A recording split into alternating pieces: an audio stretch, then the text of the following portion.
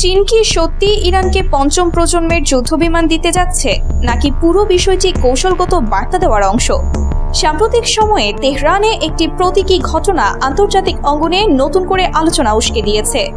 ইরানের বিমান বাহিনীর কমান্ডার ব্রিগেডিয়ার জেনারেল বাহমান বেহমার্দের হাতে চীনের J-20 সিরিজের একটি রেপ্লিকা তুলে দেন তেহরানে নিযুক্ত চীনা সামরিক এটাসে।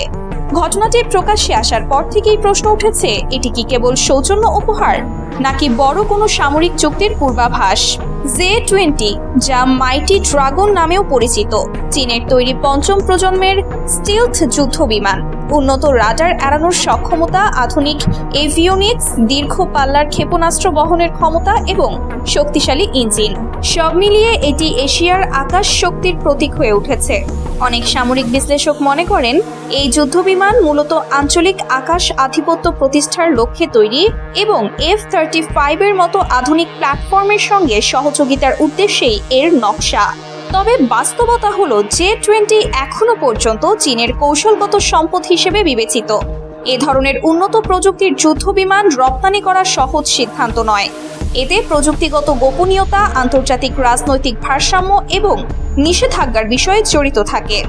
বিশেষ করে ইরান বর্তমানে বিভিন্ন আন্তর্জাতিক নিষেধাজ্ঞার আওতায় রয়েছে, যা বড় আকারের প্রতিরক্ষা চুক্তিকে আরও জটিল করে তোলে। ইরানের বিমান বাহিনীর বর্তমান বহর মূলত পুরনো মার্কিন ও পশ্চিমা যুদ্ধ বিমান নির্ভর, যেগুলো 1979 সালের বিপ্লবের আগে সংগ্রহ করা হয়েছিল। যদিও সেগুলোকে স্থানীয়ভাবে আধুনিকীকরণ করা হয়েছে, তবুও প্রযুক্তিগত দিক থেকে তা আধুনিক পঞ্চম প্রজন্মের যুদ্ধবিমানের সমকক্ষ নয়। তাই ইরান দীর্ঘদিন ধরেই উন্নত যুদ্ধবিমান সংগ্রহের আগ্রহ দেখিয়ে আসছে। রাশিয়ার সঙ্গে সহযোগিতা বৃদ্ধির পাশাপাশি চীনের সঙ্গেও কৌশলগত সম্পর্ক জোরদার করেছে তেহরান।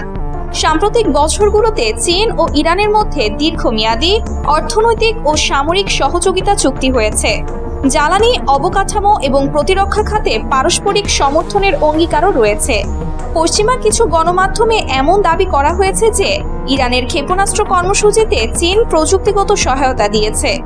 যদিও এসব অভিযোগের স্পষ্ট প্রমাণ প্রকাশ্যে আসেনি, তবুও এই প্রেক্ষাপটে J-20 রেপ্লিকা হস্তান্তরকে অনেকেই প্রতীকী কূটনৈতিক বার্তা হিসেবে দেখছেন। বিশ্লেষকদের মতে এটি সরাসরি যুদ্ধবিমান সরবরাহের ঘোষণা নয়, বরং এটি হতে পারে রাজনৈতিক অবস্থান স্পষ্ট করার একটি ইঙ্গিত।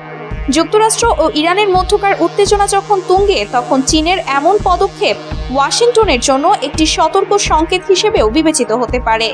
একই সঙ্গে ইসরায়েলও বিষয়টি গভীরভাবে পর্যবেক্ষণ করছে।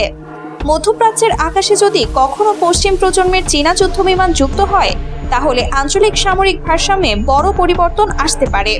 তবে এখন পর্যন্ত কোনো আনুষ্ঠানিক চুক্তি বা নির্ভরযোগ্য প্রমাণ নেই যে ইরান J-20 সংগ্রহ করেছে বা করতে যাচ্ছে। আন্তর্জাতিক প্রতিরক্ষা কূটনীতিতে রেপ্লিকা বা প্রতীকী উপহার প্রায়ই বন্ধুত্ব ও ভবিষ্যৎ সহযোগিতার ইঙ্গিত বহন করে, কিন্তু তা বাস্তব সরবরাহ নিশ্চিত করে না।